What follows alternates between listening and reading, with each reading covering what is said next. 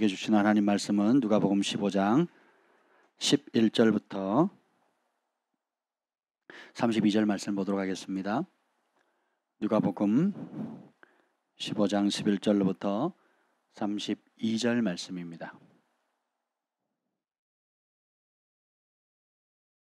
두 절씩 우리가 교독하시겠습니다.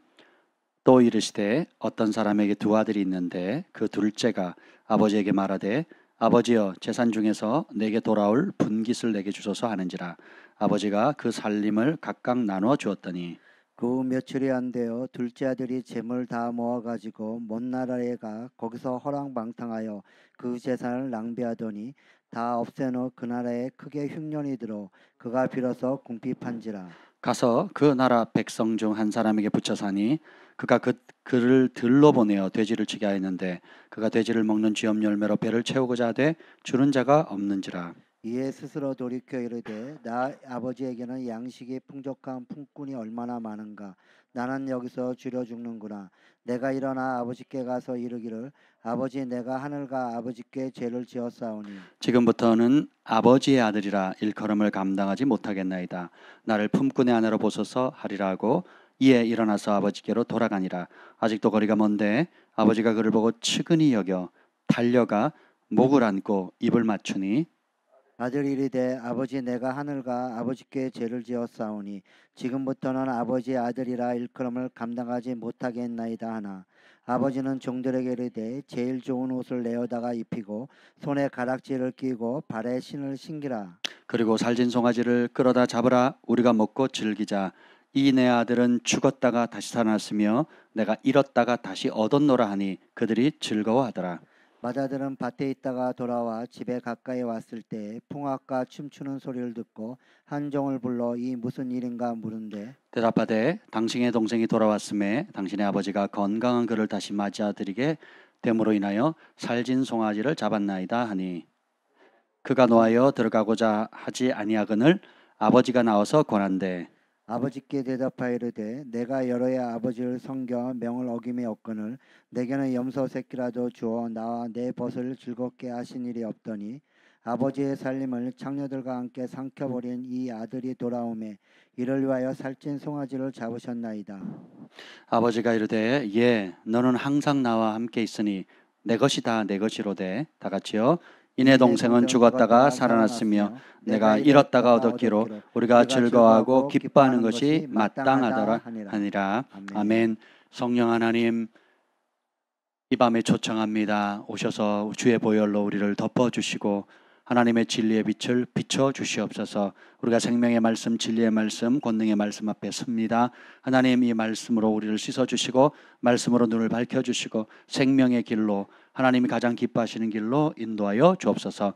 하나님 비가 많이 옵니다. 또 환경과 또 여러 상황과 일터와 범사의 여러 다양한 장애물이 있음에도 불구하고 한결같이 아버지 전에 나와 예배하는 주의 사모하는 심령들 위해 성령께서 친히 말씀하시고 빛을 비춰 주시옵소서. 여호와의 영이 나를 통해 말씀하시며 그 말씀이 내 혀에 떠나는 은혜를 구합니다. 주님 이 밤에 그 은혜를 부어 주시옵소서. 예수님의 이름으로 기도합니다. 아멘. 자, 오늘 말씀의 제목은 최악을 최상으로 만드시는 반전의 하나님이란 제목으로 좀 말씀을 나누려고 합니다. 살다 보면 우리가 최선의 삶과 최선의 길을 선택하기를 원하잖아요. 그렇죠? 근데 정작 현실은 어떻습니까? 여러분은 지금까지의 삶의 여정을 한번 돌이켜 보십시오. 최선의 길만 선택해 오셨습니까? 지금 최선의 길의 결과를 살고 있습니까? 아니면 그 최선의 길을 이런저런 이유로 놓쳐서 차선의 길을 걷고 있습니까? 또 그 차선의 길을 뛰어넘어서 또 거기서도 차선 중에서도 최선을 선택하지 못함으로 차선을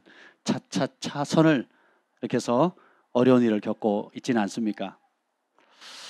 우리 인생은 전부 아니면 전무 이렇게 흑백 논리로 바라볼 때가 종종 있어요. 그러면 뭐냐? 단거리에서는 힘을 얻는데 우리 인생은 여정이잖아요. 여정이기 때문에 그런 관점으로 가면 우리가 하나님 주신 사명의 길, 부르심의 자리를 끝까지 완주해낼 수가 없다는 겁니다. 우리의 마음은 전부를 주님께 향해야 합니다. 그러나 우리가 일상을 현실이라는 인생을 살아가는 데 있어서는 항상 전부를 드리는 최선의 삶을 선택하면 좋겠지만 그렇게 살아가는 사람들은 극히 많지 않습니다. 그렇다면 최선의 길을 선택하지 못했을 때 어떤 결과가 일어나고 그런 차선의 길을 걸어가고 있을 때 하나님은 어떻게 역사하시는지 오늘 이 본문의 말씀을 보고 좀 살펴보려고 합니다. 여러분, 그 탕자의 비유는 여러분 다 아는 이야기잖아요. 오늘 좀 새로운 각도로 좀 이 말씀을 보려고 합니다. 여기 보면 아버지가 있어요. 부유한 아버지고 종들도 많아요. 심지어 그 종들도 부자예요. 부자. 풍성합니다. 종들 집에도 먹을 게 넘쳐납니다. 그러니까 주인이 부자니까. 그래서 이 아버지는 하늘 아버지를 말씀하고 있고, 그리고 두 아들은 하나님을 믿는 하나님의 자녀의 두 가지 마음밭을 보여주는 것입니다. 이 두 아들, 첫 아들과 둘째 아들이 있는데 첫째 아들은 특징이 뭐예요? 유대법에 의해서 갑절의 기름 부음을 받고 갑절의 유업을 받잖아요. 그렇죠? 그리고 이 첫째 아들은 오늘 여기 보면 25절 봅시다. 탕자가 동생이 사고치고 돌아올 때까지 무슨 일 하고 있나 한번 보겠습니다. 25절 시작. 맏아들은 밭에 있다가 돌아와 집에 가까이 왔을 때 풍악과 춤추는 소리를 듣고 아버지는 동구 밖에 서서 둘째 아들 집 나간 아들이 언제 올까라고 늘 기다리고 목이 빠지라고 기다리고 있습니다. 그런데 맏아들은 뭐 하고 있습니까? 밭에서 열심히 일하고 있습니다. 그래서 스스로도 위안이 되겠죠. 모범적이고 아버지 말씀을 잘 듣고 동생의 빈자리를 채우고 있고 또 심지어 아버지가 동구 밖에서 아들이 보기에는 정말 헛된 돌아올 것 같지도 않는 스스로 자기 발로 재산의 절반을 가지고 가서 아주 나쁜 곳에 다 써버린 그 동생을 이제나 저제나 기다리는 그 아버지 굉장히 한심스러웠겠죠. 그리고 그 빈자리를 본인이 이렇게 채우고 있었습니다. 그런데 첫째 아들도 아버지의 마음을 잘 몰랐고요. 둘째 아들도 아버지의 마음을 잘 모릅니다. 먼저 사고친 게 누구죠? 둘째 아들이죠. 재산을 절반을 달라고 해서 떠납니다. 그러니까 둘째 아들은 아버지의 마음을 몰랐어요. 그래서 아버지를 이용합니다. 아버지가 주신 혜택, 아버지가 쌓아놓은 재산, 그리고 자기가 재산의 절반을 받기 위해서 노력한 게 있나요? 종으로 태어났더라면 아무리 열심히 일한다고 해서 재산의 절반을 받을 수 있습니까? 없잖아요. 그냥 태어났어요. 따라합시다. 은혜다. 그냥 은혜인 거예요. 그래서 그 은혜를 값없이 받아들인 은혜 너무 소중한데 그 가치를 모르죠. 그래서 아버지는 나에게 혜택을 주는 분 이렇게 생각합니다. 그래서 머리 컸어요. 나는 이제 세상은 넘고 할 일은 많고 둘러보고 싶은 것도 많고 나도 자아가 생겼어요. 내 마음대로 살고 싶어요. 라고 당당하게 구합니다. 뭐라고 해요? 재산의 절반을. 그리고 며칠이 안 돼가지고 재물을 싸그리 모아가지고 먼 나라에 갑니다. 그리고 왜 먼 나라 갈까요? 아버지 없이 살 수 있다라는 거예요. 그리고 아버지는 아버지의 마음을 모르면 아버지는 뭘로 보여요? 자신을 제약하는 존재로 보입니다. 내가 하고 싶은 거 못하게 하고 하기 싫은 거 하게 만드는 분. 우리가 달란트의 비유도 보면 그 한 달란트 묻어두잖아요. 그죠? 그리고 한 문화를 묻어두는 사람 있잖아요. 근데 그 묻어둔 사람들의 공통적인 특징이 뭐예요? 주인의 마음을 모르잖아요. 주인은 심지도 않은 곳에서 거두고 수고하지 않은 것에서 뭔가를 강요하는, 강탈하는 분으로 잘못 알고 있어요. 오늘 이 첫째 아들도 그렇고 둘째 아들도 그렇고 아버지가 어떤 분인지를 모르는 거예요. 우리가 지난 어제 우리 김 목사님 나눴듯이 우리가 진리를 사랑하지 않으면 진리를 사랑하지 않으면 불의를 사랑하게 되잖아요. 그리고 진리가 주는 혜택을 벗어나게 돼요. 그리고 불의가 주는 미혹을 사랑하게 되는 거거든요. 그래서 살리는 것을 죽이는 것처럼 생각하고 죽이는 것을 살리는 것처럼 생각해요. 그래서 어떤 영적 사역을 하다 보면 이미 마음이 뺏겼거나 어둠의 종이 된 사람들은 빛의 세계를 어둠으로 보고 어둠의 세계를 빛으로 봅니다. 그래서 살리는 생명의 말씀을 죽이는 말씀으로 굉장히 어려워해요. 그리고 실제로 죽이는 말씀인데 달콤한 사탕처럼 맛있는 음료처럼 죽이는 독약을 그렇게 받아들이게 되거든요. 그래서 오늘 우리가 하나님이 어떤 분인지를 모르게 되면 미혹을 받아서 어떻게 아버지 없는 것으로 내 마음대로 한번 살아보리라, 그렇게 결정을 합니다. 그래서 아버지에게는 한 가지 요구하는 게 있어요. 뭐예요? 아버지가 주는 혜택인 거예요. 혜택. 자기가 수고했습니까? 자기가 만들었나요? 아니죠. 그리고 어떻게 해요? 아버지가 없는 먼 타국으로 떠나버리는 거예요. 자유, 내 마음대로 살래 라고 하는 겁니다. 우리가 진리 바깥을 떠나가는 순간 그때부터는 어떻게 되죠? 먼 나라에 가서 어떻게 해요? 허랑방탕 재산을 낭비했다. 이 말은 뭐냐면 내가 하고 싶은 그간 억눌렸던 거, 그간 속으로는 하고 싶었지만 감히 아버지 때문에 할 수 없었고 형님 때문에 할 수 없었고 종들 때문에 할 수 없었던, 우리 집안의 아버지 집안에서는 할 수 없었던 것들을 마음껏 저질러 봅니다.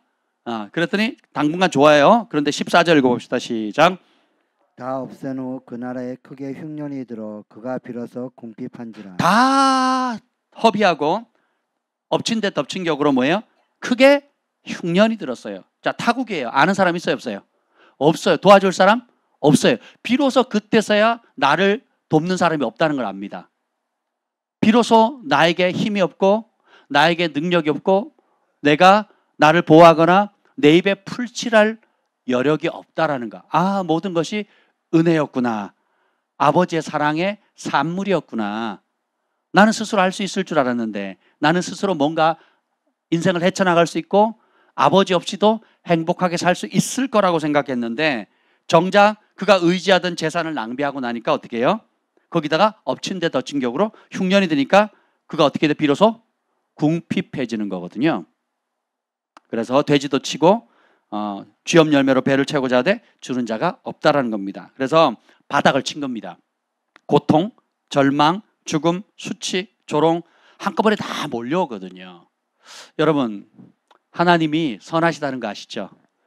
하나님이 자비하심과 긍휼이 크다는 것도 여러분 아시죠? 아멘? 예. 근데 정말 알까요, 우리가? 우리를 향한 하나님의 사랑이 저 하늘보다 높고 저 바다보다 깊다라고 우리가 찬송은 하지만 정말 우리가 알 수 있을까요? 다 이해하고 있나요? 표현하고 있을까요? 그 십자가의 사랑을 우리가 다 이해하고 있습니까? 온 우주 만물을 창조하시고 마지막 날에 우리 인간을 위해서 그 모든 걸 주시고 생육하고 정복하고 다스리라 통치하라 하신 그 하나님의 놀라운 자비로우심과 풍요로우심을 우리가 다 이해할 수 있을까요? 죄인들을 향한 참으시는 그 사랑과 하나님의 긍휼을 우리가 다 이해할 수 있을까요? 이해할 수 없다라는 겁니다. 그 이해할 수 없고 없다는 것을 가장 대표적으로 보여주는 게 첫째 아들이에요. 둘째 아들은 아버지의 마음을, 선한 마음을 이용했어요. 근데 둘째 아들은 아버지의 마음을 왜곡시킵니다. 뒤틀려 보거든요. 이게 굉장히 더 무섭습니다. 아버지의 선한 마음을 이용한 것도 나쁘지만 아버지의 그 마음을 왜곡시키는 것은 원수마귀가 쓰는 최고로 교묘하게 쓰는 전법이거든요. 봅시다. 둘째 아들의 마음을 봅시다. 동생이 돌아왔다는 말을 들었을 때 28절 한번 읽어봅시다. 28절 시작. 그가 노하여 들어가고자 하지 아니하거늘 아버지가 나와서 고난대. 자, 동생이 왔다니까 분노하죠. 그리고 잔치자리에 들어가려고 하지 않습니다. 근데 아버지가 나와서 권하죠. 참여하라고. 근데 이때 하는 말 29절 한번 읽어보세요. 29절 시작. 아버지께 대답하여 이르되 내가 여러 해 아버지를 섬겨 명을 어금이 없거늘 내게는 염소 새끼라도 주와 나와 내 벗으로 즐겁게 하신 일이 없더니. 자, 내가 여러 해 아버지를 섬겼대요. 첫째, 섬겼어요. 어떤 마음으로? 아들이 아니라 종으로. 그 다음에 명을 어김이 없다. 아버지의 명령을 어긴 적이 없어요. 뭐예요? 마음이 아닌 형식으로 해요. 그리고 즐겁게 하신 일이 없었다. 기쁨이 아닌 억지로 했다라는 겁니다. 그리고 동생이 돌아왔다는 것을 기뻐하고 용납하는 것이 아니라 오히려 정죄하죠. 30절 읽어봅시다. 시작. 아버지의 살림을 창녀들과 함께 삼켜버린 이 아들이 돌아오매 이를 위하여 살찐 송아지를 잡으셨나이다. 자격 없다는 거예요. 첫째의 눈에는, 형의 눈에는 동생이 뭐로 보이냐? 가문의 수치인 거예요. 그리고 자기의 재산을 절반을 빼앗아간 손해를 끼쳤고, 그래서 돌아왔는데 아버지가 종이나 내치지 않고 가문의 수치지라고 내치지 않은 것에 대해서 억울한 거예요. 그 분노하는 겁니다. 불공평하다는 거예요. 저런 인간은 자격 없다라는 거예요. 이게 누구를 얘기하느냐? 종교의 영을 얘기하는 거거든요. 그래서 긍휼로 반응해야 되는데 분노로 반응을 하죠. 그리고 형제 간의 우애로 반응하는 것이 아니라 경쟁심으로 반응합니다. 내 것을 빼앗아가는 존재, 내 혜택을 좀 먹어가는 존재. 그래서 예수님이 누가복음 15장 전체 1절을 이렇게 시작합니다. 함께 읽어보시죠. 15장 1절. 모든 세리와 죄인들이 말씀을 들으러 가까이 나와오니. 자, 누가 옵니까 지금? 모든 세리는 매국노예요. 매국노. 피 빨아먹는 거머리예요. 거머리. 그러니까 자타가 공인하는 죄인이에요. 그러니까 부요한 죄인이에요. 남의 피 빨아가지고 자기를 배불리는, 아주 민족을 팔아먹어 로마에 팔아서 세금을 착복해가지고 부당이익을 취해가지고 자기 배를 불리는 자타가 공인하는 죄인이에요. 그리고 각종 죄인들이 뭐하러 왔대요? 뭐하러 왔다고요? 말씀을 들으러 왔어요. 들으러 멀리 왔어요? 가까이 왔어요? 멀찍이서 듣는 게 아니라 가까이서 들었어요. 자, 보세요. 모든 세리와 죄인들은 이 첫째 아들과 둘째 아들 중에 누구를 얘기할까요? 둘째 아들이겠죠. 왜요? 떠났거든요. 자타가 공인하는, 나도 인정하는 죄인이고 다른 사람도 인정하는 죄인이고, 첫째 아들이 보기에도 죄인인 거예요. 누가 봐도 죄인인 거예요. 그리고 심지어 그 아버지가 둘째 아들이 돌아왔을 때 탕자가 돌아왔을 때 뭐라고 합니까? 이내 아들은 죽었다가 다시 살아났으며 잃었다가 다시 얻었다 그랬거든요. 죽을 뻔했다가 아니에요. 따라서 실제로 죽었다. 실제로 잃었다. 잃을 뻔한 게 아니에요. 진짜로 잃어버린 거예요. 죽을 뻔한 게 아니라 실제로 죽어버린 거예요. 누구를 얘기합니까? 모든 세리와 죄인들이에요. 그런데 이 탕자의 위대함은 어디에 있습니까? 돌아오는 데 있거든요. 아버지의 말씀을 들으려고, 아버지의 마음을 몰랐던 것을 회개하고 돌이키려고 돌아오거든요. 이게 엄청난 차이점입니다. 2절 읽어보죠. 그러나 바리새인과 서기관들은, 바리새인과 서기관들이 수군거려 이르되 이 사람이 죄인을 영접하고 음식을 같이 먹는다 하더라. 자, 왜 수군거렸어요? 예수님께서 죄인을 뭐 했다고요? 영접하고 음식을 같이 먹었잖아요. 지금 아버지가 죄인인 동생이 돌아왔을 때 잔치를 벌여 새 옷을 입히고 반지를 끼우고 신발을 신기고 송아지를 잡아요. 그리고 어떻게 해요? 잔치차를 초청하죠. 그랬더니 형이 들어와요? 안 와요? 안 들어오죠. 뭐예요? 화내죠. 가문의 수치다. 가까이 할 존재가 아닌데 쫓아내지는 못할 망정 오히려 환대한다는 거죠. 그러니까 다시 말하면 동생을 거부했던 첫째는 누구를 지금 얘기하는 거예요? 바리새인과 서기관들이에요. 바리새인과 서기관들은 말씀을 보존하고 말씀을 지키고 말씀을 가리킵니다. 그래서 말씀에 대해서 알아요. 근데 말씀은 알지만 말씀을 주신 하나님의 마음을 모르는 거예요. 아버지의 마음을 모르는 겁니다. 바리새인과 서기관 같은 말씀의 전문가들이 있습니까? 없습니까? 다 암송하거든요. 다 가르쳐요. 보존합니다. 말씀을 달달달달 하는데 그 말씀을 주신 아버지의 마음, 아버지의 성품, 아버지의 본심을 몰라요. 우리 아버지는 어떻게 나타납니까? 오늘 여기 본문에 보면 20절 한번 읽어봅시다. 20절 시작. 이에 일어나서 아버지께로 돌아가니라. 아직도 거리가 먼데 아버지가 그를 보고 측은히 여겨 달려가 목을 안고 입을 맞추니. 아버지의 첫 번째 특징이 뭐예요? 기다렸다가 그를 보자마자 어떻게 여겼다고요? 어떻게 여겼다고요? 측은히 여겼다는 거예요. 종교인들은 잣대를 댑니다. 그리고 나는 저들과 다르다라는 잣대가 맞습니다. 여러분이 사실보다 중요한 게 뭐라고요? 진리라 그랬죠. 우리가 잘못은 잘못이고 옳은 것은 옳은 것이에요. 그리고 용납해야 될 것과 있고 용납하지 말아야 할 것 있고 죄가 있고 의가 있어요. 선은 분명해야 됩니다. 그런데 그런 율법과 진리를 주신 목적은 뭐예요? 오늘 그 종교형이 하는 일들 제가 말씀드렸잖아요. 밭에 있었다 그랬죠. 일을 잘해요. 아버지의 일을 열심히 합니다. 그리고 아버지의 자산을 관리해요. 그러니까 정말 일을 잘합니다. 마리아와 마르다처럼 일은 잘하는데 아버지의 마음의 핵심이 뭐예요? 긍휼이거든요. 그 긍휼이 없으니까 어떻게 돼요? 아들이 아니라 종으로 일을 하고 마음이 아니라 형식으로 하고 기쁨이 아니라 억지로 견디고 그리고 용납하는 것이 아니라 정죄하고 긍휼이 아니라 분노하죠. 그리고 우애가 아니라 경쟁심으로. 그래서 살리는 일을 하는 것이 아니라 죽이는 일에 그리고 세우는 일이 아니라 비판하고 멸망시키는 일에 하는 거거든요. 우리의 성숙도의 그 시금석이 뭘까요? 내가 너희를 세상의 빛으로 부르셨다 그랬잖아요. 그리고 소금으로 불렀다 그랬잖아요.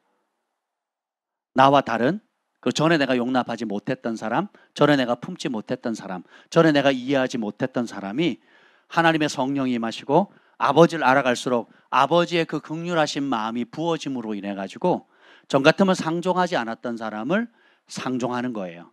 그들의 죄와 허물을 용납한다는 게 아니에요. 그들이 그 영혼을 불쌍히 여기는 마음을 가지고 있다는 겁니다. 그래서 우리 하나님은 우리가 표현할 수 없을 만큼 이해할 수 없을 만큼 긍휼이 많으신 분이에요. 조건이 있어요, 없어요? 조건이 없어요. 아무 조건이 없어요. 그래서 오늘 이 탕자의 비유에서 핵심은 돌아온 탕자가 아니에요. 아버지의 마음에 있는 거예요. 탕자도 아버지의 마음을 몰랐어요. 아들도 아버지의 마음도 몰라요. 근데 탕자는 돌아온 후에 아버지가 어떤 분인지 비로소 깨닫게 됩니다. 그리고 동생이 탕자가 돌아온 후에 그것을 대하는 아버지의 태도를 보고 첫째 아들은 뭘 느껴요? 자신의 진짜 모습이 드러납니다. 내가 진짜 무엇을 추구하고 있는지, 무엇을 중요하게 여기는지. 오로지 지금 쓰는 단어가 뭐죠? 밭, 그 다음에 재산, 가문의 수치, 동생의 한 잘못. 시선이 다 어디에 가 있어요?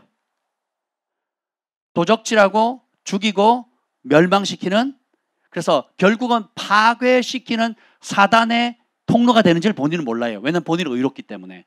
그런데 반대로 이 아버지는 살리기 위해서 내가 존재한다는 걸 알아요. 생명을 주었고 생명을 유지하는 데 필요한 모든 것을 주고 심지어 절망했을 때, 좌절했을 때 최선의 길을 가지 못하고 차선의 길에서 또 차선의 길에서 또 최선의 길을 못 가고 차선의 길을 가다가 최악의 길을 갔죠. 근데 보세요. 하나님의 선하심이 어떻게 드러나느냐. 여러분이 최악의 상황에 빠졌던 경우를 한번 생각해 보세요. 여러분 지금까지 인생에 겪어오면서 최악의 상황에 빠졌을 때 여러분 드는 생각이 선한 생각이에요? 아니면 더 절망적인 생각이에요? 나는 살 수 있어. 나는 할 수 있어. 나는 뭐 잘 될 거야. 나는 뭔가 변화되어서 반전을 가져가지고 내 나름대로 꿈을 펼칠 수 있을 거야. 하나님의 기쁨이 될 수 있을 거야. 라고 생각할 수 있는 사람이 몇이나 될까요? 나에게 기회가 있어. 나는 다시 일어날 수 있어. 다시 회복할 수 있어. 라고 스스로 생각하는 탕자가 몇이나 있을까요? 근데 오늘 이 본문에서 보면 하나님의 은혜가 얼마나 큰지 여기서 드러납니다. 보면 17절 읽어보겠습니다. 17절 18절 시작. 이에 스스로 돌이켜 이르되 내 아버지에게는 양식이 풍족한 품꾼이 얼마나 많은가. 나는 여기서 줄여주는구나. 아멘. 스스로 돌이켰다 그랬잖아요. 이게 뭐예요? 진짜 스스로 돌이켰을까요? 하나님의 은혜입니다. 바닥을 쳤을 때 하나님의 은혜로 스스로 돌이키는 사람이 있고, 바닥을 쳤을 때에 마음을 더 완고하게 해서 자포자기하면서 아예 끝장을 내려고 하고, 그리고 그 사이에 원수 마귀가 그 한 영혼을 빼앗아 가기 위해 그 한 영혼을 가룟 유다처럼 또 발람처럼 또 성경에 실패했던 많은 인물들처럼 사울왕처럼 그것을 몰아가기 위해서 얼마나 많은 집요한 공격들이 있을까요? 삼손이 눈이 뽑히고 연자맷돌을 돌리고 있을 때 그 블레셋 적들만 조롱했을까요? 같은 동족들은 어떻게 불쌍히 여겼을까요? 불쌍히 여긴 사람이 많았을까요? 아니면 저봐 개차반 노릇하더니 사사 노릇 못하더니 저 모양이 됐지, 민족의 수치야, 저러고도 우리를 구원할 사사라고 조롱했던 사람이 더 많지 않았을까요? 그렇지 않겠습니까? 여러분, 강한 자 앞에는 비굴하고 약한 자는 더 짓밟는 게 인간의 본성이잖아요. 그것은 첫째 아들의 마음이거든요. 근데 그 와중에서도 하나님은 어떻게 해요? 긍휼을 베푸는 거예요. 그래서 어떻게 해요? 스스로 돌이킬 수 있는 은혜를 주신다는 거예요. 하나님의 가시적으로 드러나는 하나님의 자비하심과 선하심도 있고, 반면에 우리 눈에는 보이지 않지만 우리의 내면에, 우리의 속사람 가운데 더 깊이 역사하시는, 우리를 죄에서 돌이키고 그 늪에서 건지시도록 깨닫고 돌이키게 하시는 보이지 않는 하나님의 사랑의 손길이 더 크다라는 겁니다. 우리는 최선이 아닌 것에 대해서 너무 힘들어하지만 차선만 해도 힘들어요. 내 인생은 이류 인생이라고, 내 인생은 이제 끝났다고. 그때 그 길을 똑바로 선택했더라면, 그때 그런 실수만 하지 않았더라면, 그때 그런 죄를 짓지 않았더라면, 그때 내가 욕심 부리지 않았더라면, 그때 내가 그러지 않았더라면 하면서 발목 잡혀가지고 오늘을 못 누리고 과거의 쓴뿌리 가운데, 그리고 내가 스스로 무너지기도 하고 그랬던 주변의 사람들을 참수하고 비난하면서 용납하지 못하고 같이 아파하는 원수의 조롱거리가 되는 길을 얼마나 많이 마음으로 선택하고 있습니까? 그런데 우리가 돌아온 둘째 아들이 돌아왔을 때 비로소 아버지의 마음이 보이잖아요. 그리고 탕자가, 동생이 돌아왔을 때 아버지가 어떻게 대하고 어떻게 말하는지를 볼 때에 첫째 아들의 실제 마음이, 본심이 드러나게 되죠. 그리고 그 와중에 가장 빛나는 존재가 누굽니까? 그 두 아들을 사랑하시는 아버지의 마음이거든요.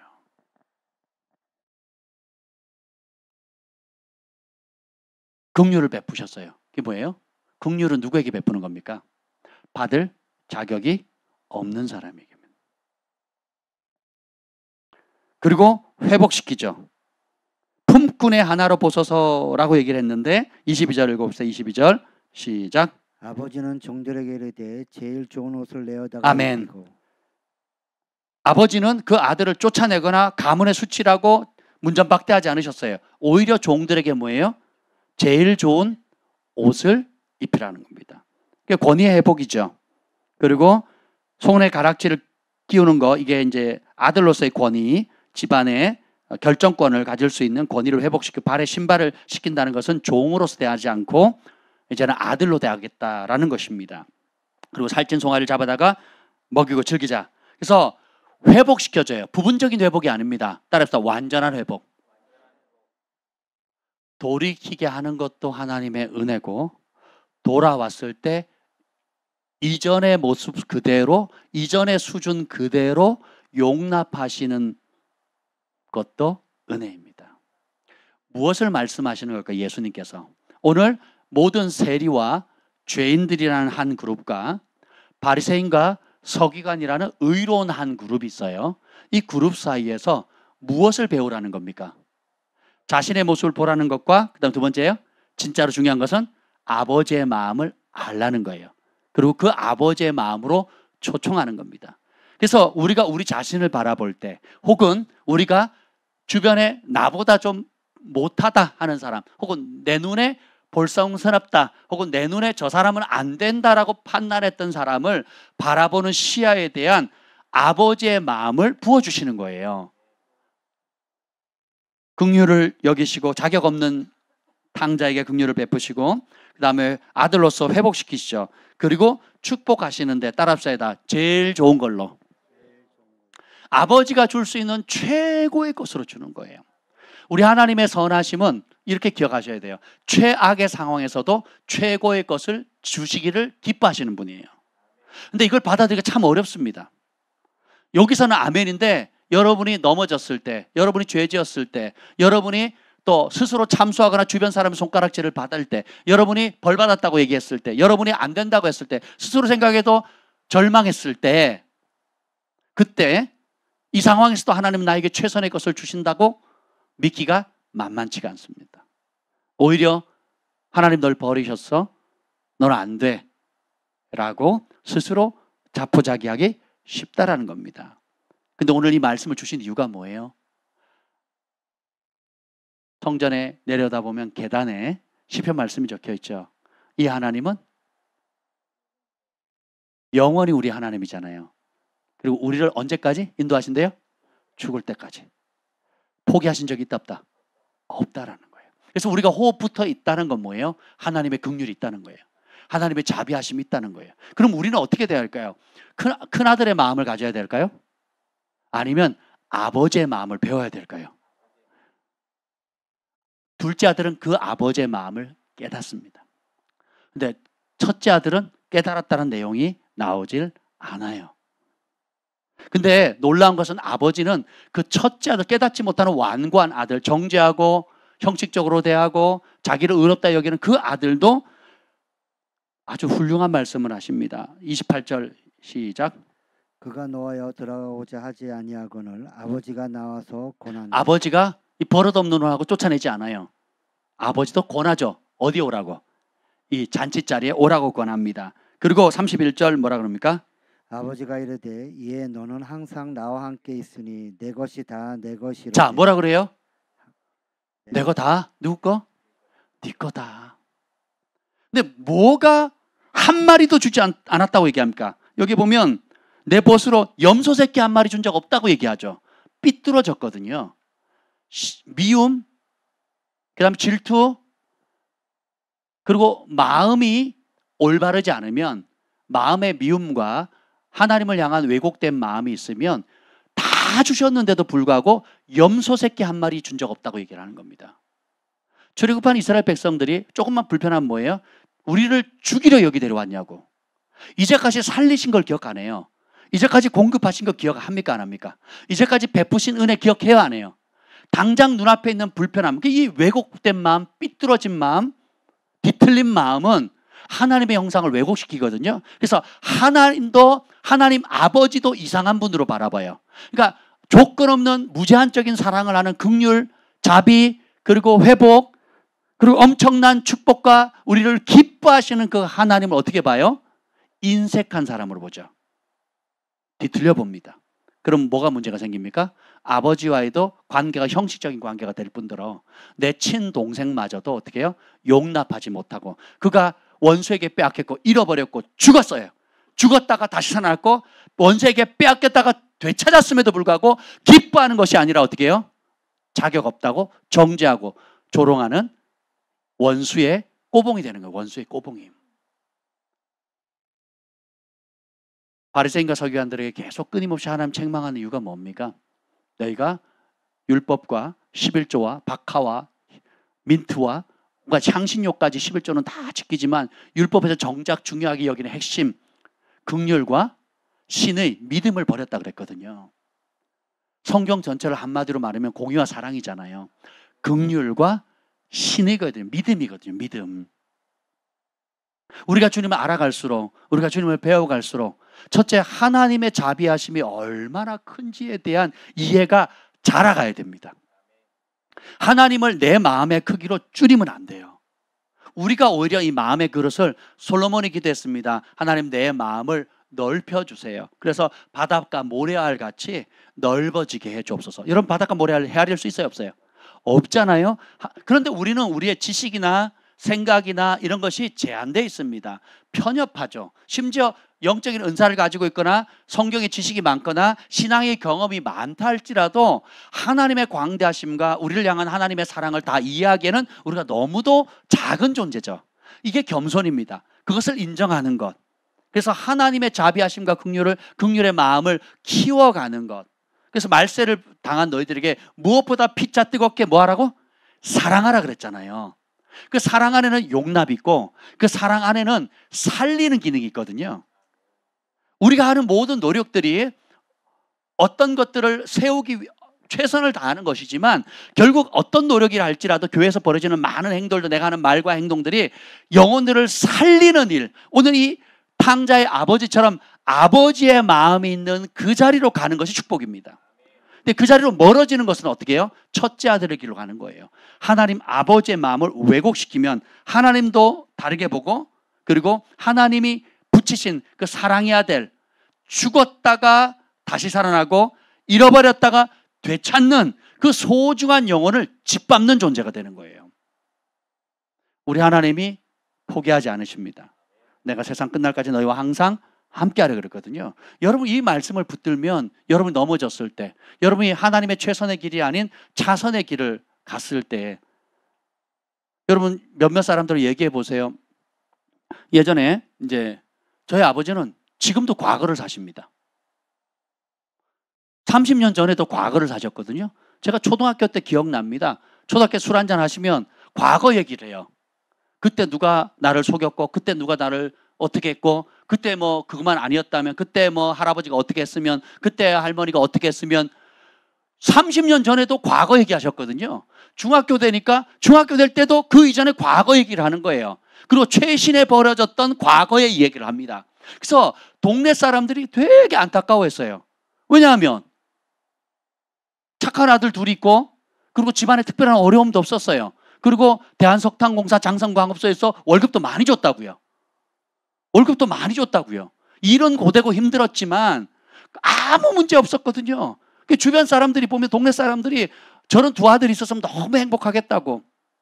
망나니 자식들도 많고 사고 치는 자식들도 경찰서를 왔다 갔다 하고 깡패된 자식들도 많았지만 걱정거리 하나 없이 그렇게 살았는데 왜 저렇게 사는지 모르겠다고. 왜 그럴까요? 과거에 묶여 사는 거거든요. 원수마귀에게 속게 되면 오늘에 주어진 축복, 오늘에 베푸르신 은혜, 그리고 앞으로 벌어질 수많은 아름다운 일들에 대한 소망, 그것이 안 보이는 거거든요. 눈이 깜깜해지는 겁니다. 그래서 과거에 발목 잡힌 삶을 살게 되는 것입니다.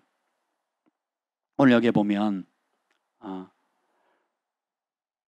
우리 하나님께서 우리가 돌아왔을 때 어떤 마음을 가지고 계십니까? 23절 읽어보시죠. 시작. 그리고 살찐 송아지를 끌어다가 잡으라. 우리가 먹고 즐기자. 자, 그리고 24절. 이 내 아들은 죽었다가 다시 살아났으며 내가 잃었다가 다시 얻었노라 하니 그들이 즐거워하더라. 아멘. 뭐 했다고요? 즐거워했다는 겁니다. 탕자가 돌아왔을 때 반응이 뭐예요? 즐거움이거든요. 교회에 죄인이 들어오면 우리의 반응은 어떻게 해야 될까요? 즐거워야 되겠죠. 근데 현실은 불편하거든요. 옆에 온누리교회 가시지 왜 우리 교회 와가지고 불편하게 하시냐고. 저기 사랑의 교회, 사랑 많은 교회인데 사랑의 교회 가시지 왜 글파에 와가지고 이렇게 불편하게 만드냐고. 우리는 우리만의 색깔이 있다고. 우리는 우리만의 뭐가 있다고. 자긍심 반, 배타심 반. 내가 불편한 게 싫은 거죠. 예, 그건 뭐예요? 우리가 미숙하다라는 거거든요. 반면에 우리가 하나님의 사랑을 알아가면 알아갈수록 우리의 속사람이 건강해지고 속사람이 성숙해진다는 건 뭐예요? 그만큼 나와 다른 사람을 향한 수용의 폭이 조금씩 넓어져 간다는 거거든요. 예. 그리고 그들을 전에는 몰랐기 때문에 이해할 수 없었으니까, 아버지의 마음을 잘 몰랐으니까 어떻게 해요? 바리새인과 서기관들처럼 비난하고 참수하고, 사람이 왜 저렇게 살아? 왜 저 따위야? 아유, 어떻게 저러고도 교회를 다녀? 저러고도 크리스찬이야? 저러고도 뭐야? 라고 하는 어떤 그런 시각을 많이 가지고 있었잖아요. 그런데 우리가 주님을 알아가면 알수록 우리는 참수하고 죽이는 원수의 앞제비가 되도록 부름받은 게 아니라 뭐예요? 살리고 불쌍히 여기고 긍휼히 여기도록, 동구 밖에 나가서 죽었던 아들이 다시 되살아나기를, 빼앗겨 잃어버렸던 아들이 돌아오기를 구해야 되지 않겠습니까? 여러분 뭐 어떤지 모르겠어요. 제가 지난 한 2, 3주 동안 계속 우리 미연자매님과 계시는데 제가 따로 얘기할 시간 없어서 잘 모르겠는데 계속 영안에서 미연자매님 아버님을 놓고 계속 기도를 시키세요. 여러분도 그러시나요? 계속 기도를 시킵니다. 그 한 영혼이 지금 굉장히 중요한 타이밍이잖아요. 두 번 다시 없을 기회거든요. 그래서 하나님 우편 강도는 단 한순간의 기회가 있었잖아요.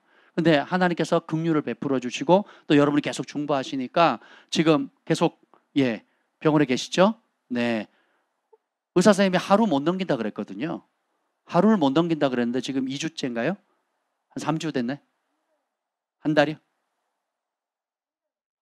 한 달이 넘었다고요? 할렐루야. 그래서 틈나는 대로 복음을 전하고 있고 틈나는 대로 기도하고 있고 그래서 그 복음 듣기를 즐거워한다는 얘기를 들었습니다. 그런가요? 감사하지 않습니까? 그래서 우리가 계속 중보했으면 좋겠어요. 그래서 저는 막 그런 말씀을 선포합니다. 하나님, 내가 죽지 않고 살아서 하나님의 영광을 선포하리라. 그렇게 기도하는 거예요. 하나님, 그 영혼을 불쌍히 여겨주옵소서. 생명의 주관자 되시는 주님, 주님, 주께서 한 번 더 기회를 주십시오. 다시 사랑할 수 있는, 그래서 남은 인생을 주를 위해 살아갈 수 있는 주님과의 러브 스토리, 주님과 헌신한 스토리, 주님을 위해 살았던 아름다운 주님과 그 아버님과의 그런 끈끈한 사랑의 길을 만들어가서 주님 앞에 설 수 있는 기회를 허락해 달라고 여러분 함께 중보해 주시기를 바랍니다. 그것이 아버지의 마음이 아닐까요? 사람의 생명이, 의사는 하루를 선고했지만 하나님은 생명을 지금 한 달까지 붙들어 계셨잖아요. 우리는 어떻게 될지 모릅니다. 그러나 호흡이 있는 한 지금이라는 이 시간 가운데 긍휼히 여기는 법을 배워야 됩니다. 지금이라는 이 시간에 감사하는 법을 배워야 되고요. 지금이라는 이 시간에 하나님과 함께 기뻐하는 법을 배워야 되는 것입니다. 아멘. 자, 여기 보면 참 오늘 본론 핵심적인 내용은 뭐냐면 여러분이 지금까지 최선의 길만 선택하셨습니까? 아마 거의 없지 않을까 싶어요. 극히 소수일 것 같습니다. 그러면 우리는 차선을 자주 선택하거든요. 그럼 차선을 선택하면 인생이 망가지는 겁니까?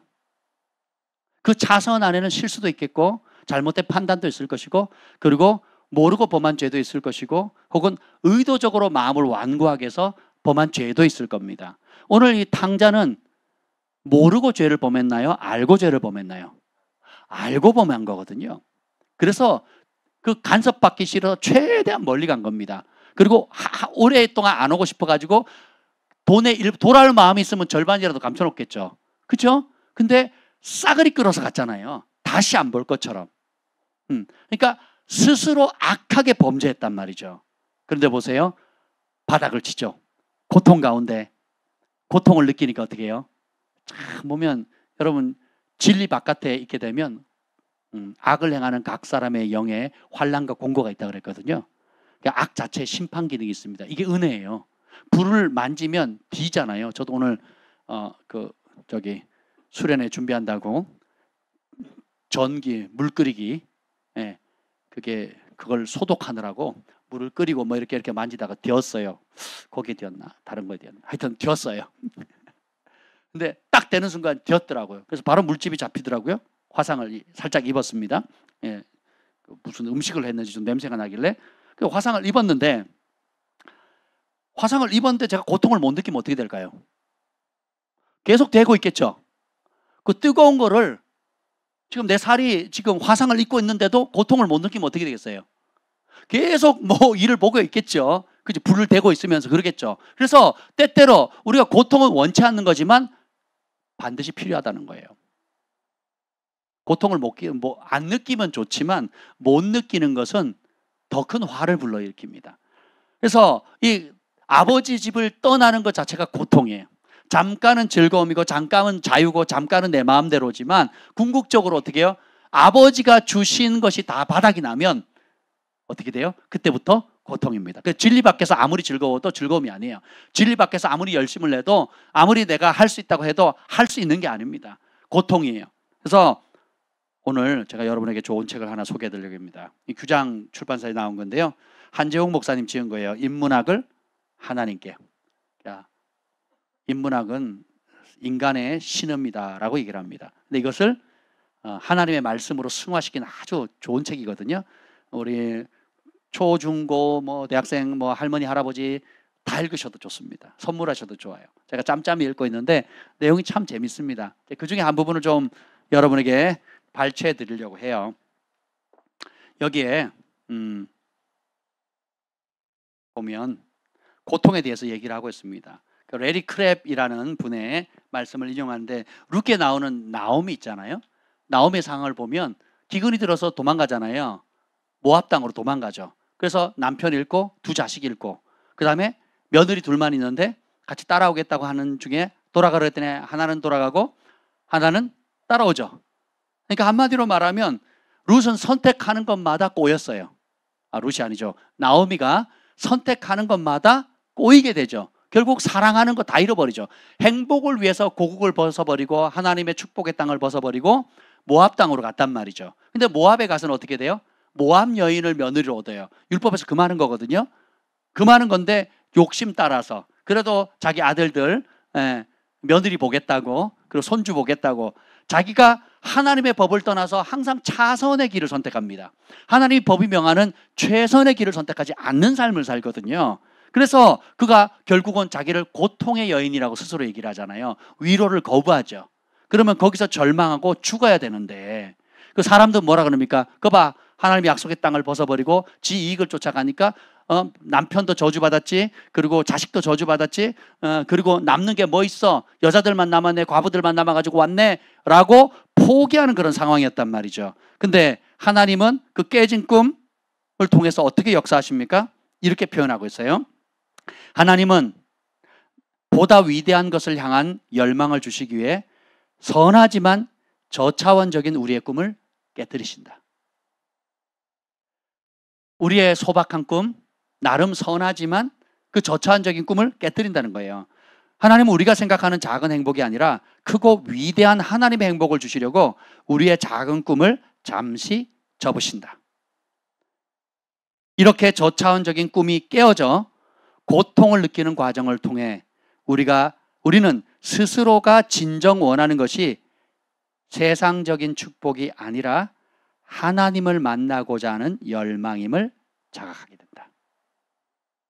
바로 그 순간 우리의 삶 속에 혁명이 시작된다. 진리 밖에 있는 꿈, 또 나름 순박한 꿈들이 깨어지면 고통을 느끼잖아요. 그것이 내가 잘못된 판단이든 욕심이든 죄로 인한 것이든 혹은 이해할 수 없는 상황이든지 간에 내가 기대했던 행복, 내가 원했던 모양이 되지 않으므로 고통당할 때에 하나님께서 그것을 허락하신 이유가 있다는 거예요. 그것이 뭐냐면 우리가 내면에 스스로 진짜 원하는 것은 세상에서 누릴 수 있는 꿈과 축복이 아니라 하나님을 만나고자 하는 열망이라는 거예요. 우리의 꿈이 깨어지는 것은 결코 우연이 아니다. 이러한 실패의 사건들은 거대한 퍼즐의 한 조각이자 진정한 기쁨이란 종착을 향해 나아가는 기나긴 여정 속에서 반드시 거쳐야 할 관문이다. 이런 실패한 사건들은 피자 조각처럼 하나하나의 조각들, 파편들이에요. 무엇을 위한? 진정한 기쁨이라는 그 종착점을 가기 위해서 거쳐야 될 기나긴 여정 과정에 반드시 거쳐야 될 관문이라는 겁니다.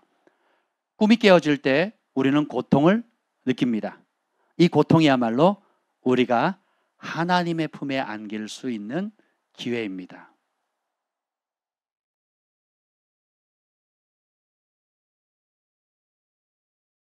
탕자가 고통을 느끼지 못했더라면,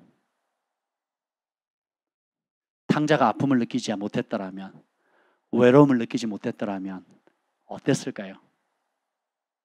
성경은 차선의 삶을 산 사람들 이야기로 가득 차 있습니다.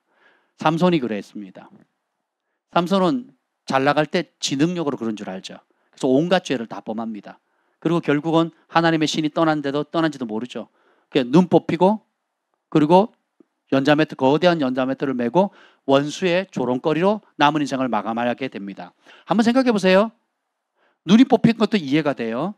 그리고 종살이 하는 것도 이해가 돼요. 근데 그것도 감당하기 어렵지만 나름 감당할 수밖에 없죠. 뭐 다른 선택의 여지가 없으니까. 근데 가장 삼손에게 힘들었던 게 뭘까요?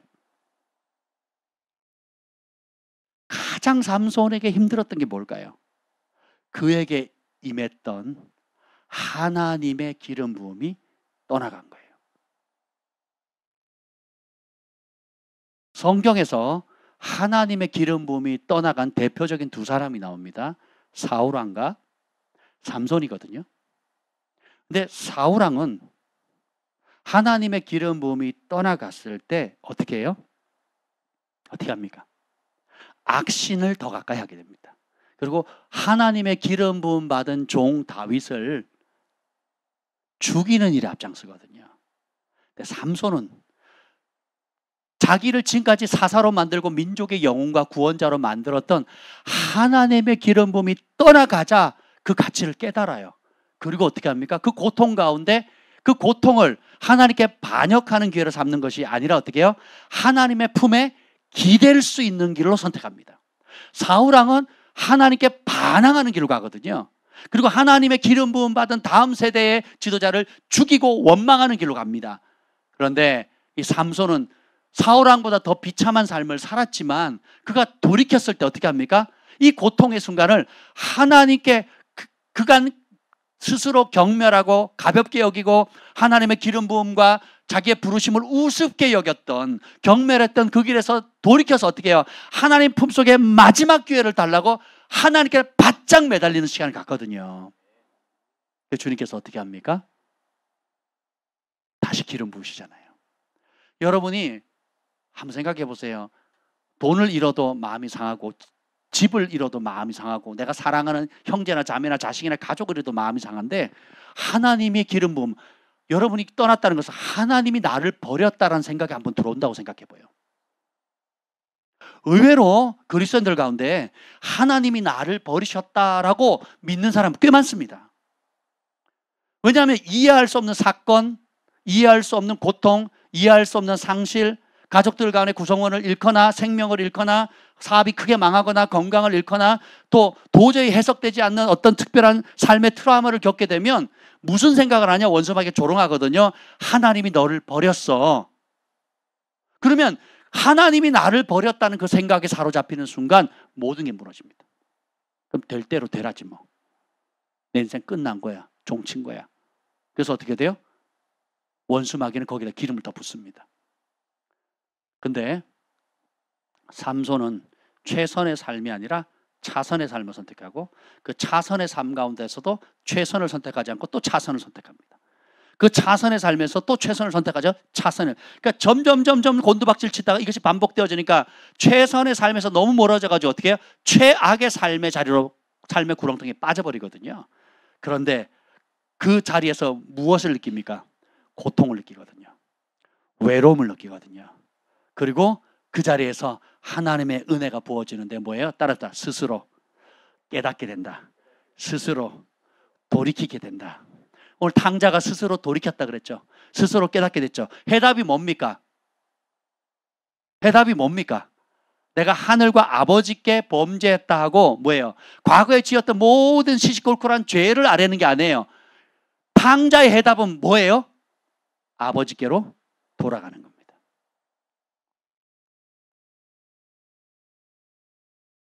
모든 문제에 해답되어져 있는 아버지께로 돌아가는 거예요. 여러분이 최선이 아닌 차선의 길을 선택함으로 이런저런 고통을 당하고 계십니까? 그럼 그 고통의 그 차선의 상황 속에서도 더 여러분이 지금 최악의 상황이라고 느끼고 계십니까? 그럼 그 고통이 얼마나 크겠어요? 그 외로움이 얼마나 크겠습니까? 또 때때로 이 가운데 하나님이 나를 버리셨다라고 하는 그런 상실감을 느낀다면 얼마나 고통스럽겠습니까? 삼손의 입장이라고 생각해 보세요. 삼손이 그 연자맷돌을 돌고 눈이 뽑혀 앞도 안 보이고 사람들 조롱하는 소리에 채찍을 맞아가면서 그 원수의 수치를 원수의 전리품이 돼가지고 민족적 수치를 지금 당하고 있잖아요. 그 중에 제일 큰 고통은 뭐예요? 하나님 나를 버리셨다 이거 아니겠습니까? 하나님마저 나를 포기했다. 하나님마저 나 손 뗐다. 그리고 내 백성도 등졌다. 내 가족도 등졌고 내 주변에 아무도 없다 하는 그 처절한 외로움과 고통 가운데 그가 스스로 깨닫고 누구를 의지합니까? 아버지께 의지하거든요. 탕자의 마음이 그와 같습니다. 그래서 최악의 상황에서 느끼는 고통은 방향만 바르게 잡으면 하나님의 반전을 경험할 수 있는 은총의 수단이 된다는 거예요. 얼마나 아프십니까? 얼마나 후회스럽습니까? 얼마나 수치스럽습니까? 얼마나 고통스럽습니까? 그렇다 할지라도 그 고통 가운데 반전을 일으키신 우리를 사랑하시되 끝까지 사랑하시고 우리를 죽기까지 사랑하지, 우리가 죽을 때까지 인도하시고 죽을 때까지 포기하지 않으셔서 사랑하시는 그 하나님의 약속, 거짓말하지 않으신다는 거예요. 제가 넘어질 때마다 또 무너질 때마다 저는 그 말씀을 붙잡습니다. 내가 호흡 있는 한 하나님 나를 포기하지 않으셨다. 내가 생명 있는 한 하나님 나를 붙드신다. 사람들은 뭐라 할지라도, 내 가족은 이해하지 못한다 할지라도, 심지어 종교 지도자들, 교회 지도자들도 이해를 못한다. 이해할 수 없죠. 그건 하나님의 영역이니까.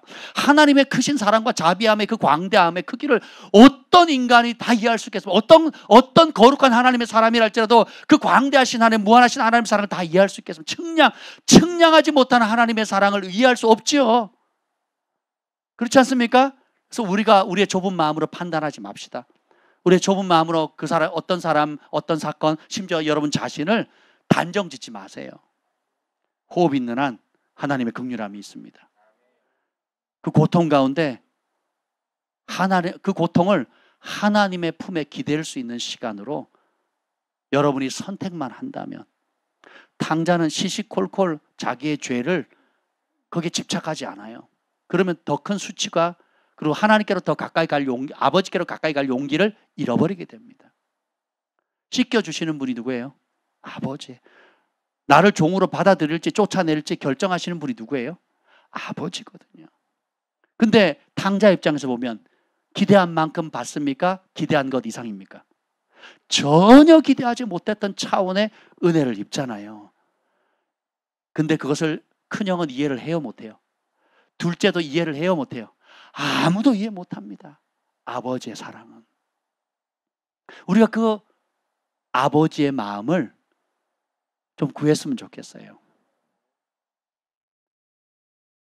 예수님을 3번 부인했던 베드로는 어떻습니까? 어떻게 반전을 일으키면? 삼손부터 볼까요? 최악의 상황을, 그 고통 가운데 하나님께 부르짖었더니 주님께서 은혜를 주시고 그 기도를 들으시고 어떻게 해요? 그렇게 수치와 조롱을 줬던 적군 블레셋을, 그 우상 성전을, 기둥을 뽑아보므로 해서 그 안에 있는 사람들을 다 심판하는 통로가 되잖아요. 그리고 그의 생애에 하나님께 영광을 돌렸던 것과는 비교도 안 되는 어마무시한 하나님의 영광을 돌릴 뿐만 아니라 히브리서 11장의 믿음의 전당에 오르게 되죠. 그게 하나님의 반전입니다. 베드로는 예수님을 3번 부인합니다. 수제자가. 그리고 부활한다는 얘기도 듣고 십자가 부활하신다는 거, 또 어디서 만나는까지 얘기 다 했는데 어디 갑니까? 고향 땅으로 가죠. 나는 낚시나 하련다, 투망이나 평소에 하던 대로 하련다 그랬죠.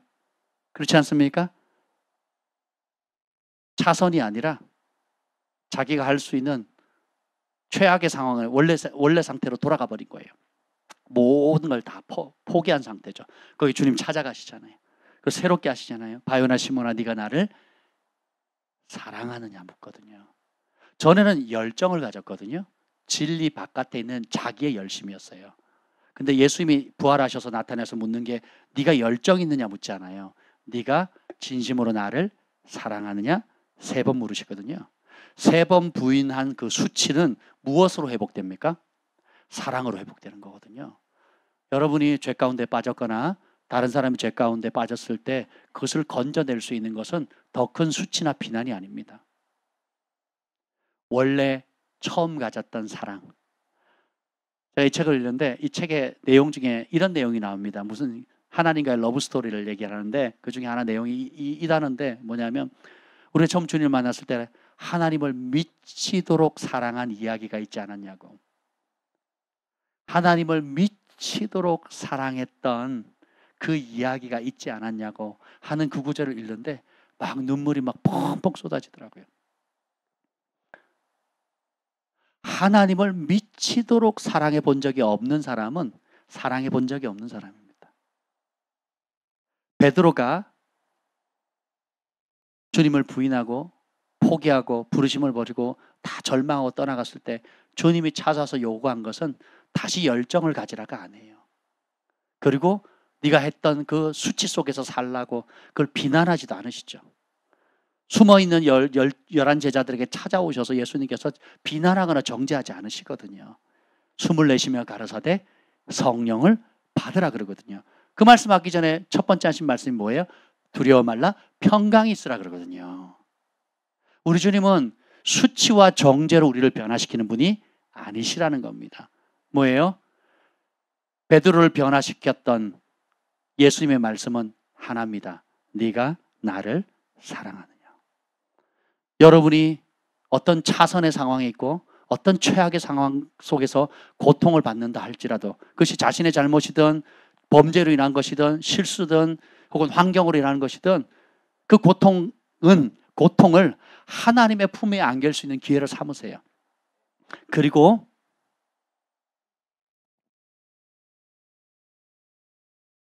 주님께서 요구하시는 그 한 가지, 네가 나를 사랑하느냐 하는 그 자리로 돌아가시길 축복합니다. 나머지 11 제자들도 어떻게 하죠? 다 도망갔잖아요. 다 도망가고 십자가 앞에서 다 도망가거든요. 베드로는 유대인의 사도로 부름받습니다. 주님께서 이 베드로를 회복시킨 다음에 어떻게 유대인으로 사도로 살았지만 결국 로마에서 순교를 당하잖아요. 요나는 의심했지만 그죠? 손에 못자국과 옆구리에 창자국을 만져보지 않고는 내가 믿을 수 없다. 그랬단 말이죠. 그랬더니 그가 가장 먼저 도망갔던 사람들이 어떻게 해요? 가장 먼 곳까지 복음을 전해. 요나는 인도까지 갔다는 이야기가 있습니다. 심지어 중국까지 왔다는 얘기도 있어요. 그러니까 대표적으로 요나의 그 묘지가 인도에 있다고 얘기를 하거든요. 그러니까 요나가 인도까지 온 거예요. 그리고 아프리카로 간 사람도 있고 여러 곳에서 그 11 제자들의 삶의 마지막을 어디서 했는지를 보면 그 주님 자신이 처해 있는 그 최악의 상황, 그 수치가 들어 고통 가운데 있는 그 상황 가운데 하나님의 반전, 하나님의 사랑에 압도돼서 돌이켰을 때 자기가 가장 큰 수치를 줬던 그 영역에 하나님의 영광을 가장 크게 쏟아붓는 거예요. 마치 삼손처럼. 부인했던 데 가장 앞장섰던 베드로가 예수님을 증거하는 데 가장 담대하고 가장 먼 곳까지 가지요. 이게 하나님의 반전입니다. 오늘 김 목사님 저한테 그렇게 축복하시더라고요. 원수 마귀가 빼앗아간 모든 것들을 뒤집어 놓고 또 그것을 성경적으로 말하면 7배 완전히 되갚아주는 부흥의 통로, 축복의 통로가 되기를 축복한다고. 할렐루야. 얼마나 기분이 좋은지 몰라요. 여러분, 아버지의 마음이 그와 같습니다. 무엇이 여러분을 발목을 잡고 있습니까? 무엇이 여러분을 고통스럽게 하고 있습니까? 언제까지 원수 마귀가 뿌린 과거의 족쇄에 묶여 살겠습니까? 오늘 이 밤에 예수님의 이름으로 끊어지게 될지어다. 저는 최선의 삶을 살아온 사람을 단 한 명도 못 봤습니다. 제 주변에 항상 최선의 길만 선택한 완벽하고 하나님을 기쁘시게 하는 완벽한 길로만 걸어온 사람을 본 적이 없어요. 그렇다면 우리 하나님 실패한 것일까요? 아닙니다. 우리의 연약함, 그 차선의 삶 가운데 우리는 뭘 깨닫습니까? 하나님 바깥에는 고통이라는 거. 불순종할 때 오는 열매와 쓰디쓴 열매와 우리의 연약함을 깨닫죠. 그래서 결국은 탕자가 내린 결론은 뭐예요? 모든 문제의 해법은 뭐예요? 아버지 품으로 돌아가는 겁니다. 아버지를 다시 사랑하는 그 길로 돌아가는 거예요. 그래서 여러분이 선택한 차선들, 지금까지 겪었던 최악의 모든 상황들은 마음만 아버지께로 향하면 하나님의 반전이 시작되는 것입니다. 그래서 최악이 아니라 최고의 것으로, 최상의 것으로 하나님께서 그 시점에 전환을 일으켜 주신다는 거예요. 그래서 가장 질병에 고통받았던 사람이 가장 놀라운 치유를 행하는, 기적을 행하는 조영기 목사님처럼, 그리고 존 레이크처럼, 또 많은 치유 사역 종들처럼 가장 배고프고 굶주렸던 사람이 가장 많은 사람을 구제하고 먹이고 입히는 사람이 된 것처럼, 가장 두려워 떨면서 움츠리면서 용기를 못 냈던 사람들이 가장 담대함으로 많은 두려움에 빠져있는 사람들을 건져내는 일을 했던 것처럼 하나님은 오늘도 우리 가운데 그렇게 역사하십니다. 아멘. 32절 읽고 마치도록 하겠습니다. 32절 시작. 이 내 동생은 죽었다가 살아났으며 내가 잃었다가 얻었기로 우리가 즐거워하고 기뻐하는 것이 마땅하다 아니라. 우리는 죽었습니다. 우리는 잃어버린 존재예요. 죽었기 때문에 살 수도 없죠. 그리고 빼앗겼고 잃어버렸기 때문에 우리 힘으로는 되찾을 수가 없어요. 그런데 하나님의 측량 못할 사랑과 은혜로 다시금 아버지의 집으로 돌아오게 됩니다. 그 아버지께서 우리를 두 팔 벌려 안아주시고 최고의 것을 주신다는 걸 신뢰합시다. 그 사랑을 신뢰하면 어떤 늪에서든지 빠져나올 수 있어요. 어떤 실패에서도 다시금 일어날 수 있습니다. 어떤 절망 가운데서 소망을 가질 수 있어요. 어떤 정죄와 수치감 가운데서도 여러분 하나님께로 돌이켜 회개할 수 있고 하나님의 본 부르심의 자리로 돌아갈 수 있습니다. 우리를 변화시키는 것, 하나님의 반전을 일으키는 것은 우리를 향한 아버지의 사랑입니다. 그 사랑의 품을 우리가 바짝 붙들 때에 우리에게는 엄청난 반전이 일어나게 될 것입니다.